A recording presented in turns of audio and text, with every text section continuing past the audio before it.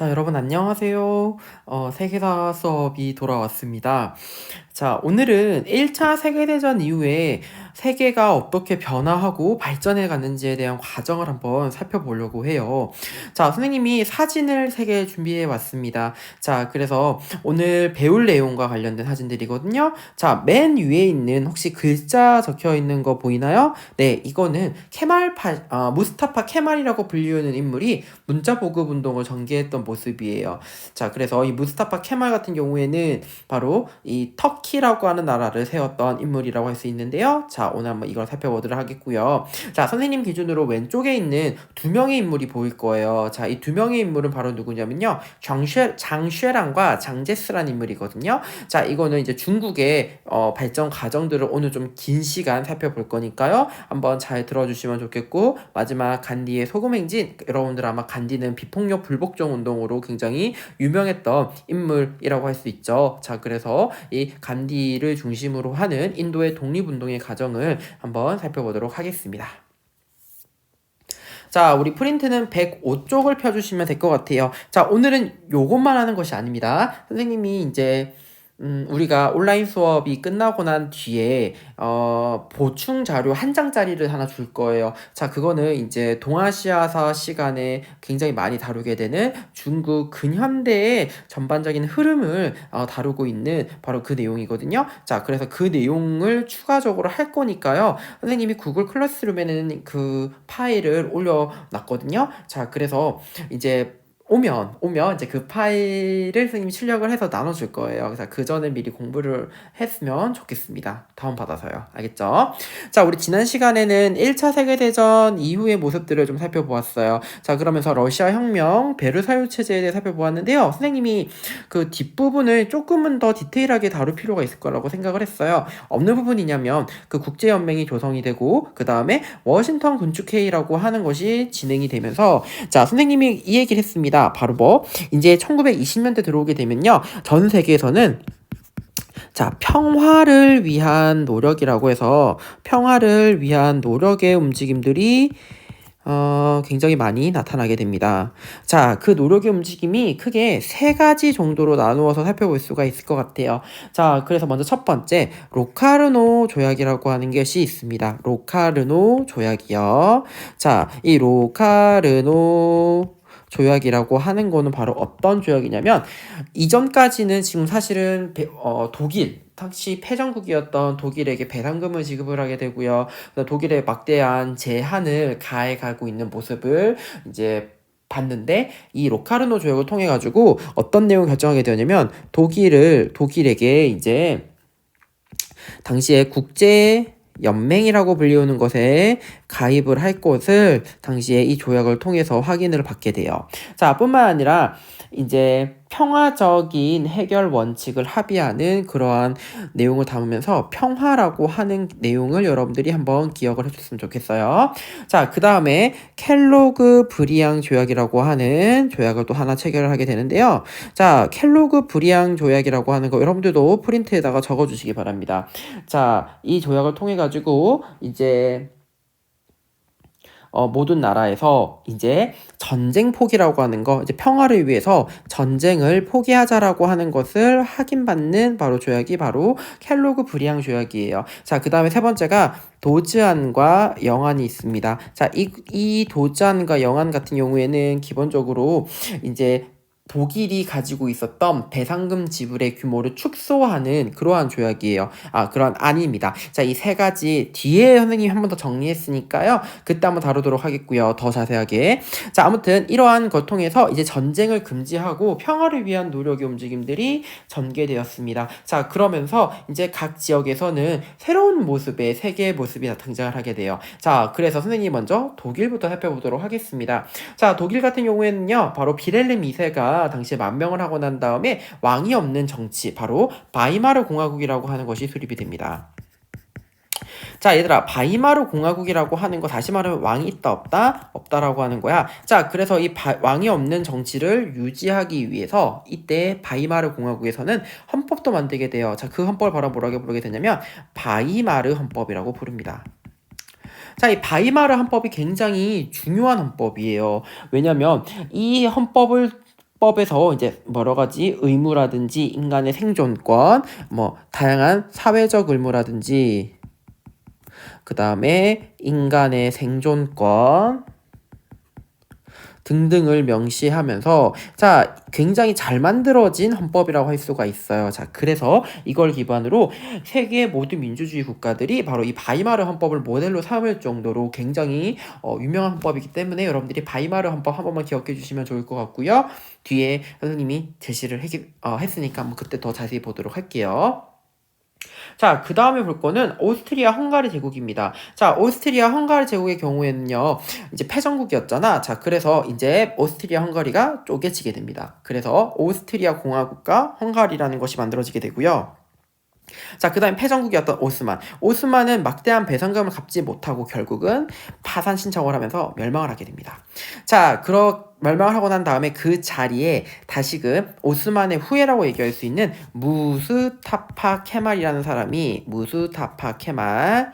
자, 이 사람이 나라를 세우게 돼. 그게 바로 오늘날의 터키입니다. 얘는요, 굉장히 많은 개혁들을 펼치게 되어서 훗날 우리나라에서 그 박정희 대통령이 모델로 삼았던 인물이 바로 무스타파 케말이라고 얘기할 수가 있어요. 자, 얘가 제안했던 거, 이제 오스만 제국 멸망하고 난 다음에 걔가 제안했던 몇 가지가 있냐면요. 먼저, 오스만은 아직까지 왕이라는 표현 대신에 술탄이라는 표현을 사용을 하고 있었습니다. 자, 그래서 이 술탄 제도를 어떻게 하는 거? 폐지하는 그러한 개혁을 펼치기도 하였고요. 그 다음에 남녀 평등권이라고 하는 것을 제시했습니다. 남녀 평등권. 그 다음에 터키 고유의 문자를 제정을 하게 되었고, 그래서 여기 밑에 나와 있는 문자 개혁이라고 해서 실제로 이 무스타파 케말이 이제 터키인들이 쓰는 문자를 시범을 보인 거야. 그러면서 문자 개혁의 움직임도 사용했던 인물이 바로 무스타파 케말이었다라고 이야기할 수가 있습니다. 자, 그러면 이제 우리 남아시아로 넘어가도록 할게요. 자, 인도입니다. 자, 인도 같은 경우에는 우리가 이미 배웠습니다. 자, 그래서 인도국민회의에서 영국으로부터 어느 정도의 자치를 허용받는다라고 하지만 일단은 영국이 쉽게 인도를 식민지를 포기할 리가 없겠죠. 자, 그래서 당시에 인도에게 몇 가지 제안이 있었습니다. 뭐가 있었냐면요. 자, 먼저 첫 번째, 인도에게 자치권을 준다라고 해서 선거권을 주는 모습이 나타나기도 해요. 근데 이 선거권이라고 하는 것을 선거권에 그 해당되는 인원을 굉장히 제한을 하는 그러한 모습이 나타나게 돼요. 그래서 실제로 인도와 관련된 사람을 선출하는 선거권이지만 인도 국민의 약 2%만 선거권을 주고요. 나머지 98%에게는 선거권을 주지 않았습니다. 뿐만 아니라 당시에 인도인이 만약에 잘못을 하거나 문제 시위를 벌인다라고 하면 원래 경찰이 잡아서 이제 사법부 법원에 판결을 받는 거잖아요. 그러면서 형량이 결정되는 건데 자, 이 과정을 간소화하기 위해서 인도인에게 재판을 받지 않고 바로 구속을 할 수 있는 법을 제정을 하게 됩니다. 그 법이 바로 뭐였냐면요. 롤러법이라고 불리는 법이었어요. 자, 이러한 롤러법과 선거권 인원 제한 등을 통해서 사실은 실제적 자치가 허용된 것이 아니었습니다. 자, 이에 당시에 간디와 네루를 중심으로 해서 바로 인도 독립운동, 영국으로부터의 독립운동을 전개하게 되었고요. 자, 간디는 비폭력, 말 그대로 싸우지 않고 복종하지 않는 비폭력, 불복종 운동을 전개하게 되었습니다. 자, 그래서 그가 했던 것이 바로 뭐였냐면 소금 행진입니다. 당시에 이 인도, 영국 같은 경우에는요, 이 소금법이라고 하는 걸 제정을 하면서 당시에 소금에 대한 세금을 거두려고 했고요. 그런 모습이 보이게 돼요. 그러면서 이 소금에 대한 문제를 보고 간디가 직접 내가 소금을 이게 생산하는 곳에 걷고 거기서 소금을 직접 생산을 하는 등의 모습을 보이면서 당시에 소금법을 저항하는 움직임을 싸우지 않고 폭력을 하지 않고 영국에 복종하지 않는다라고 해서 비폭력 불복종 운동으로 전개하기도 하였습니다. 자, 그래서 간디는요, 맨 처음에 인도인을 강압적으로 이렇게 봉쇄하는 바로 롤러법이라고 하는 것을 폐지를 제안을 하게 되었고요. 인도의 완전한 자치를 요구하게 되었습니다. 그러면서 영국에 반대하는 반영 운동을 전개하는 움직임을 벌이게 되었어요. 그게 바로 소금 행진이라고 얘기할 수 있습니다. 자, 이외에도요. 자, 간디와 함께 활동했던 인물이 바로 네루라는 인물이었어요. 자, 그래서 네루는 인도 독립운동을 전개하게 되어서 그가 이제 인도의 독립을 위해서 만든 단체가 있었습니다. 그게 바로 뭐냐면 인도 독립동맹입니다. 자, 이러한 단체를 조직을 하게 되면서 영국으로부터 독립 활동을 벌이게 되었고요. 그 결과 인도 통치법이라고 불리우는 법을 이제 제정을 하게 되면서 영국으로부터의 자치를 허용받는 그러한 법을 제정을 받는 것에 성공을 하게 됩니다. 자, 그래서 인도의 이러한 독립운동의 과정들 한번 살펴보면 되겠고요. 자, 이제 중요한 거 바로 중국입니다. 자, 중국 같은 경우에는요, 사실 우리가 어디까지 배웠냐면 중화민국 수립되었던 것까지 기억나요? 자, 그래서 이 중화민국이 수립이 되었고, 이때 당시에 총통에 올랐던 인물이 바로 누구였다? 원세계란 인물이었어요. 자, 이 원세계 같은 경우에는요, 당시에 황제가 되고 싶었던 운동을 벌이게 됩니다. 자, 그러면서 일본으로부터 21개조의 요구를 수용을 하게 되고, 산둥반도의 이권을 일본에 넘겨주게 돼요. 좀 이따 볼 거예요. 자, 그 과정 속에서 이제 이 산둥반도의 이권과 21개조 요구 철회를 요구하는 오사운동이라는 것이 전개가 되었고요. 자, 그 과정 속에서 원세계가 죽게 되자 이제 각 지역에서는 원세계 밑에 세력들이 들고 일어나게 됩니다. 그대로 군벌이라고 부르게 되는데, 군벌을 타도하기 위해서 당시에 순원을 중심으로 하는 국민당과 그 다음에 천듀슈를 중심으로 하는 공산당이 합작을 벌이는 국공합작을 전개하게 됩니다. 좀 이따 볼 거예요. 자, 그 과정 속에서 순원이 사망하고 난 다음에 바로 그 다음에 등장했던 인물이 바로 장제스라는 인물이었습니다. 자, 그래서 장제스 중심으로 국민혁명이 진행이 되었고 국공합작이 결렬이 됩니다. 좀 이따 볼 겁니다. 그러면서 공산당의 대장정, 그 다음에 2차 국공합작의 과정 속에서 시안 사건이라고 하는 것이 계기가 되어서 이제 다시 한번 2차 국공합작이 전개되었다는 건데요. 이거를 조금 이따가 한번 살펴보도록 하겠습니다. 자, 그러면 일단은 몇 가지 사료들을 좀 같이 보려고 해요. 자, 먼저 첫 번째는 베르사유 조약입니다. 이거는 베르사유 체제에서 이제 파리 강화 회의 이후에 맺었던 것이 바로 베르사유 조약인데, 여기서 중요한 거는 일단은 독일이 막대한 배상금을 지불하는 것과 더불어서 당시 여러분들 기억이 날 거야. 독일이라고 하는 것이에 대한 모든 막대한 권한들이 굉장히 많이 상실되는 것들을 확인할 수가 있잖아. 자, 그래서 일단 요거 조약 별표 100만 개 쳐주시고요. 자, 그러면 여러 가지 권한, 독일이 가지고 있는 모든 권리와 권한들을 주요 국가들에게 넘기는 거, 그 다음에 배상금을 지불하는 내용이 바로 이 베르사유 조약에 나와 있습니다. 자, 우리 교과서에는 안 나와 있기 때문에 선생님이 따로 제시를 해봤거든요. 자, 그래서 한번 여러분들이 꼭 한번 읽어봐 주시면 좋을 것 같아요. 자, 이게 바로 뭐냐면 이제 도산, 영안, 그 다음에 베르사유 조약 이후에 독일의 그런 배상금 지불이 서서히 줄어들고 있는 모습입니다. 자, 이거 우리 교과서에 나와 있는데요. 자, 이 과정 속에서 이제 도스완과 영안이라고 하는 것이라고 하는 거 여러분들 한번 기억을 해줬으면 좋겠는데요.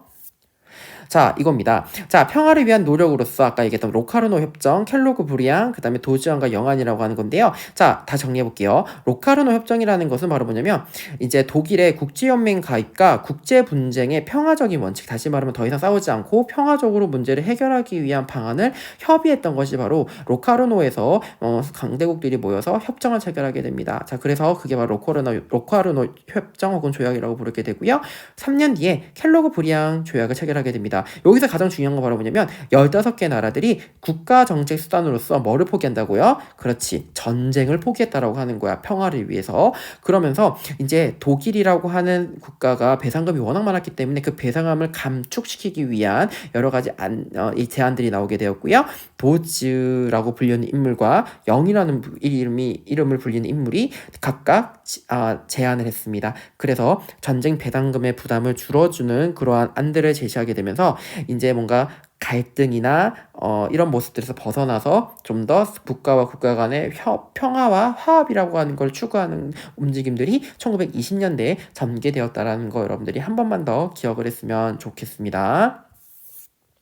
자, 이게 터키에서 당시 터키 공화국을 수립했던 무스타파 케말입니다.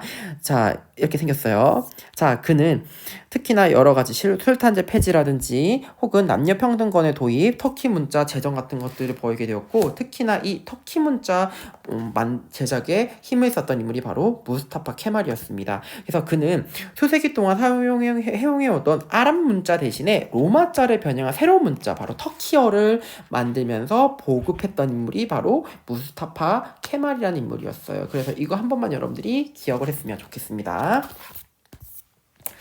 자, 그 다음에 우리 교과서에 나오는데요. 바로 맥마흔 서원과 벨푸어 서원이 하한이라고 할 수가 있어요. 자, 이거는 바로 뭐냐면 아랍과 관련된 것입니다. 자, 아랍은 여러 개의 국가들로 지금 형성이 되고 있는 상황 속에서 당시에 영국이 자신에게 유리하게 전개하기 위해서 각 국가들에게 독립을 약속해주는 대가로 당시에 각각 조약을 체결을 하게 돼요. 근데 사실은 독립을 인정해준 조약이 절대로 아니야. 영국에게 유리하게 전개하기 위해서 맺었던 거야. 그래서 맨 처음이 맥마흔 서원인데요. 자, 당시에 이 후세인 맥마흔 서원이라고, 이 정식 명칭은 후세인 맥마흔 서원입니다. 자, 그래서 아랍의 독립을 지지를 하는데 그걸 누가 영국에서 도와주겠다라고 하는 거야. 사실은 이건 허울밖에 없습니다. 그냥 그 아랍 세력들을 영국의 지지를 얻기 위해서 당시에 맺었던 것이 바로 맥마흔 서한이고요. 자, 벨푸어 서한은 바로 팔레스타인에 있던 유대인들에게 국가를 건설해 주겠다. 대신에 자신을 도와달라. 어디가? 영국이요. 자, 그래서 이 벨푸어 서한은 바로 영국과 바로 팔레스타인에 살고 있는 유대인과의 관계에서 맺어진 거라고 할 수가 있겠고요. 자, 맥마흔 서한 같은 경우에는 영국과 그 다음에 거기 살고 있는 아랍인과의 관계 속에서 맺어진 거야. 자, 근데 사실은 이거 독립을 하겠고 국가를 만들겠다라고 하는 결정을 내렸지만 사실은 이거는 이루어지지가 않아요. 다 영국이 자신에게 유리하게 하기 위해서 그들을 끌어들인 거라 할 수 있겠고요. 아랍과 유대인은 이러한 맥마흔 서한과 벨푸어 서한을 바탕으로 해가지고 각각 우리 독립을 허락을 영국이 받았는데 우리가 거기서 주도권을 할 거야 라고 하면서 이거를 근거로 해서 아랍과 유대인은 갈등을 벌이게 되었고요. 그것이 바로 오늘날의 중동 지역의 갈등의 어떻게 보면 원인이라고도 할 수 있는 부분이라고 할 수가 있습니다. 자, 그래서 그 부분도 여러분들이 한번 우리 교과서를 통해서 한번 여러분들이 살펴보면 좋을 것 같아요. 자, 이게 바로 바이마르 헌법입니다. 자, 이 바이마르 헌법이라고 하는 거 여러분들이 꼭 기억을 해주면 좋겠어요. 특히나 우리 사료가 굉장히 중요하기 때문에 이거 별표 100만 개 보도록 하겠습니다. 다른 교과서에 나오기 때문에요. 자, 여기 보면 제1조, 제22조, 제159조, 165조를 제시했는데 하나씩 읽어보도록 할게요. 제1조, 독일은 공화국이다. 공화국이라고 하는 거를 명시했다라는 거야. 공화국. 자, 제22조, 국회의원은 비례대표제의 원칙에 따라서 이거 중요합니다. 20세 이상의 남녀, 그러니까 남자만이 아니라 남녀가 보통 평등 직접 비밀 선거로 국회의원을 뽑는다라고 하는 거 22조 나와 있고요. 제 159조에는 노동 조건 및 경제 조건을 보호하고 개선하기 위하여 단결의 자유는 누구에게나 보장된다. 이 자유를 제한하거나 방해하려는 모든 협정과 조치는 위법이다라고 해서 노동권에 대한 것을 헌법에 명시되어 있다라고 하는 것도 특징이라고 할 수 있겠습니다. 자, 그다음 165조에 노동자 및 고용인은 임금 및 노동 조건에 관한 규정의 생산력의 모든 경제적인 발전에 관하여 기업가와 대등한 권리를 갖고 함께 협력하고 요청을 받는다. 다시 말하면 기업가와 노동자가 대등하다라고 하는 거를 헌법상으로 이렇게 명시했다라고 하는 거야. 굉장히 진보적인 헌법이라 할 수 있겠고요. 이후에 민주주의 국가들에서 이러한 헌법의 내용들을 많이 차용하는 모습들을 확인을 할 수가 있습니다. 자, 이거는 바로 아까 얘기했던 그 간디가 바로 소금법에 저항해서 소금 행진을 진행하는 건데요. 자, 그래서 이 당시에 간디와 네루 같은 경우에는 비폭력 불복종 영국으로부터의 지배를 벗어나기 위한 다양한 움직임들을 전개했다라고 할 수가 있습니다. 자, 여기서부터가 이제 진짜입니다. 자, 이제 중국사의 전반적인 흐름을 선생님이 이제 설명을 하려고 해요. 그러니까 빠르게 진행이 되겠는데 여러분들 잘 따라와 주면 좋을 것 같습니다. 자, 우리가 마지막에 배웠던 건 바로 이 중화민국이죠. 자, 그래서 순원은 위안스카이에게 총통직을 양보하게 됩니다. 대신에 그렇죠. 청나라를 어떻게 할 거? 멸망할 것을 결정을 하게 돼요. 그래서 위안스카이는 중화민국의 총통으로 올라가게 됩니다. 자, 하지만 위안스카이는 뭐가 되고 싶었냐면요. 황제가 되고 싶었어. 그래서 이 황제가 되고 싶어가지고 황제를 다시 한번 꿈꾸기 위한 제재 부활 운동을 전개하게 됩니다. 자, 하지만 이 총통이라고 하는 거는 어느 나라의 대통령 같은 거야. 국회가 있었다는 말이지. 자, 국회에서는 대통령이 갑자기 황제되는 거 좋아하지 않겠죠. 자, 위안스카이는 지지 기반이 없습니다. 그 지지 기반으로 삼았던 것이 바로 어디였다? 일본이었어요. 자, 일본 같은 경우에는요, 청일 전쟁, 러일 전쟁 거치면서 세력이 확대하게 됩니다. 거기다가 1차 세계대전에 참전하게 되어 승전국으로요. 자, 그러면서 당시에 일본은 독일이 당시에 중국이 중국에 지배했던 곳이 있었거든요. 거기가 바로 어디냐면 산둥반도였습니다. 지금의 칭타오에 있는 곳이요. 그 다음에 남태평양 섬을 점령하게 되었고요. 특히나 이 산둥반도라고 하는 권리를 당시에 독일이 가지고 있었던 것이 어디로? 일본으로 갈 것을 당시에 가져갔고요. 일본이. 그 다음에 이거와 관련된 내용이 담겨져 있는 것이 바로 21개조의 요구였습니다. 자, 그래서 일본은 위안스카이에게 이렇게 제안을 하게 돼요. 너 황제 되고 싶지? 황제 되고 싶으면 나한테 산둥반도의 이권과 21개조 요구를 수용을 해라. 그러면 내가 너를 서포트해 주겠다라고 위안스카이에게 제안을 하게 됩니다. 위안스카이는 이거를 받아들이게 돼요. 그러면서 21개조 요구를 수용을 하게 되는 과정 속에서 이제 일본의 지지를 받게 됩니다. 자, 이것이 중국에 알려지게 되자 위안스카이에 대해서 반대하는 움직임이 1915년부터 전개가 돼요. 특히나 이때 들어오게 되면서 다양한 서양의 정치라든지 과학이라든지 들어오게 되면서 중국이 조금은 더 혁신적이고 개혁적인 움직임으로 변화하게 됩니다. 자, 그렇게 문화적인 흐름을 뭐라 부르게 되냐면 1915년 신문화운동이라고 불러요. 자, 이 신문화운동 같은 경우에는 기본적으로 민주주의라고 하는 그런 개념들이 이 당시에 많이 들어오게 되었고요. 중국이 보다 더 과학에 대한 관심이 많아지게 됩니다. 거기다가 이제 사회주의라는 것이 들어오게 되었고요. 자, 사회주의를 당시에 발전시켜가지고 천류슈 같은 사람들은요, 바로 이걸 알려주기 위한 잡지인 신청년이라고 하는 잡지를 발간을 하기도 하였어요. 자, 그러면서 이 신문화 운동이 전개가 되었고요. 자, 그 과정 속에서 일본이 승전국이 됩니다. 그러면서 파리 강화 회의에서 당시 이 내용을 확인을 받게 돼요. 자, 여기 기억나지? 미스의 민족 자결주의 저번 시간에 쌤이 설명을 했습니다. 자, 이 파리 강화 회의에서는 중국의 산둥반도 권리 회복과 21개조 철폐 요구를 무시하고 일본이 요구했던 21개조를 수용할 것, 산둥반도의 권리를 일본에게 넘길 것, 이런 것들을 파리 강화 회의에서 결정을 하게 됩니다. 이 소식이 중국에 알려지게 돼요. 자, 그러면서 당시에 중국은요, 이런 다양한 새로운 정치적인 세력들과 흐름들이 들어오게 되면서 정치 세력, 정당들이 만들어지게 됩니다. 그래서 1919년 중국에는요, 순원이 중심이 되는 국민당, 그 다음에 천주슈가 중심이 되는 공산당, 이 두 세력이 만들어지게 되었고, 이때 상해에서는 임시정부 설립된 건 아니죠.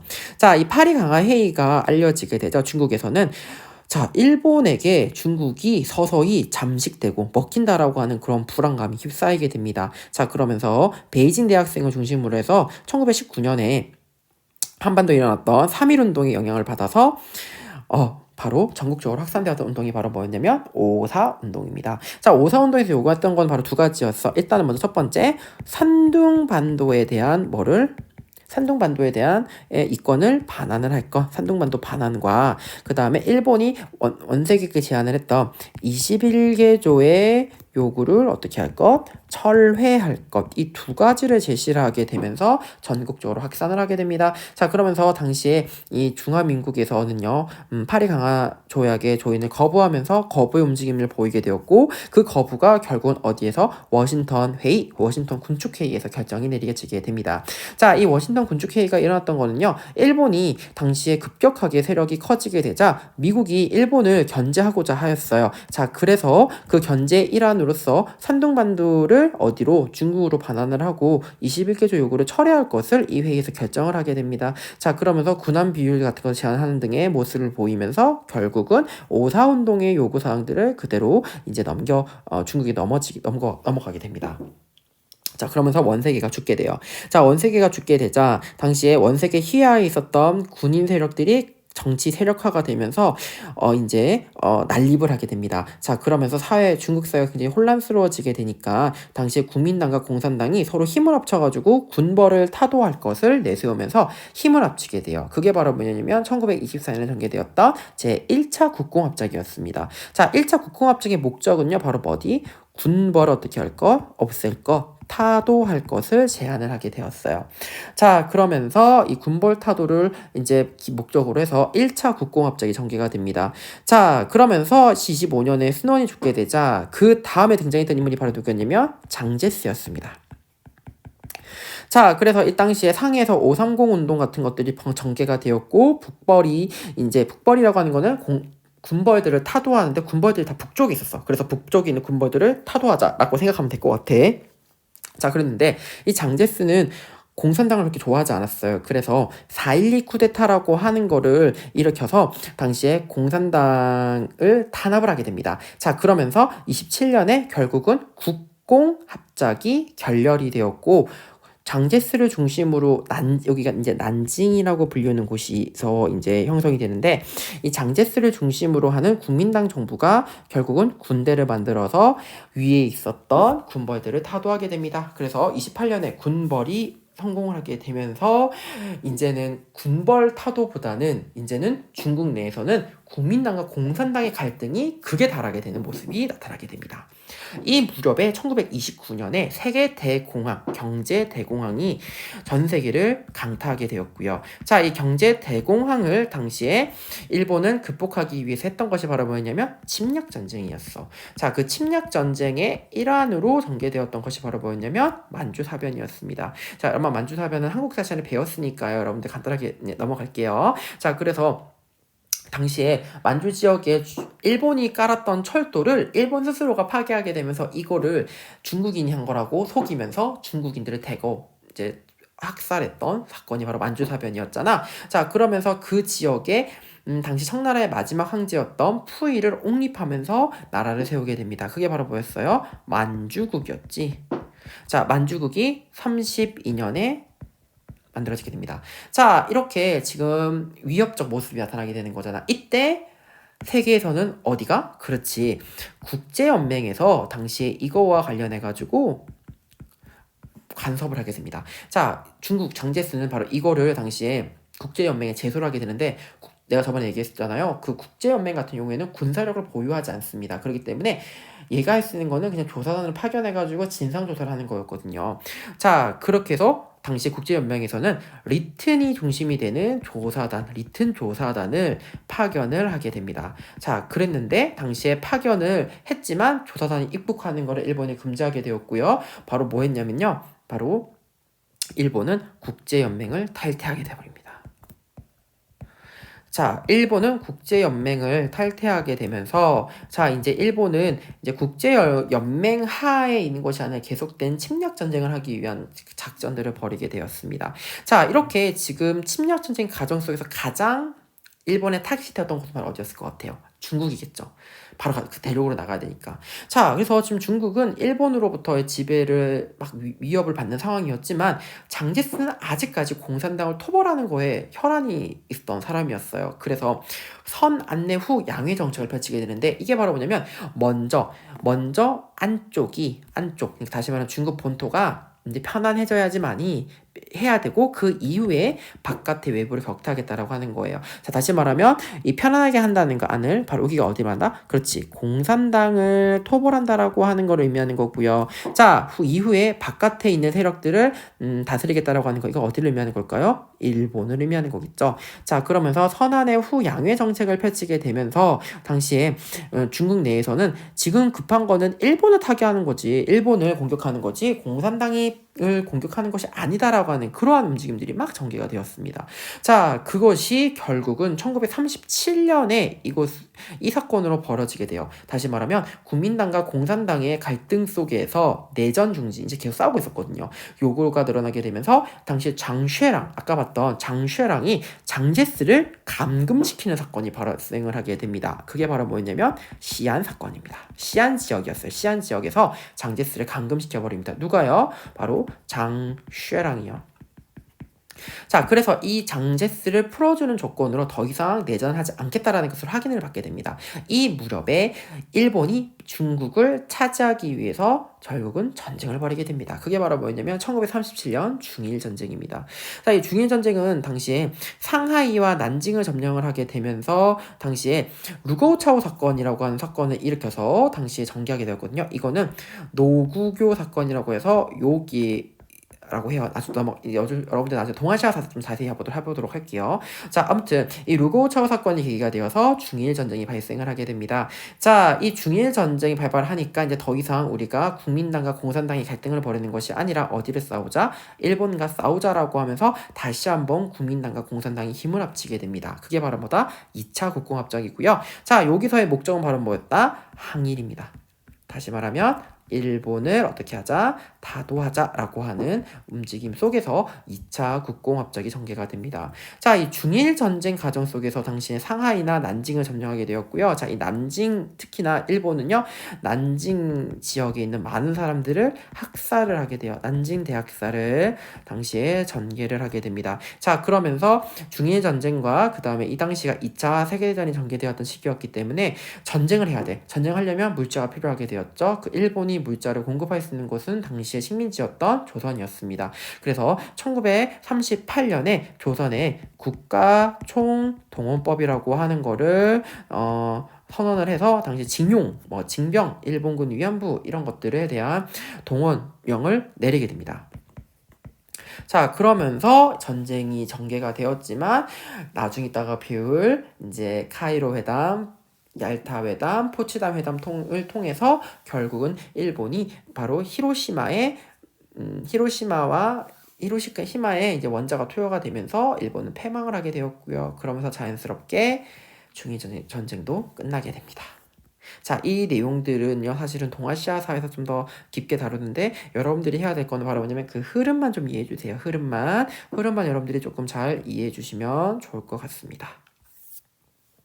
자, 이거는 그 오사운동과 관련된 사료입니다. 이것도 다른 교과서에 나와 선생님이 한번 가져와 봤는데요. 자, 중요한 거, 일본은 바로 이 파리 강화 회의에서 칭타오, 여기 어디다? 바로 산둥반도입니다.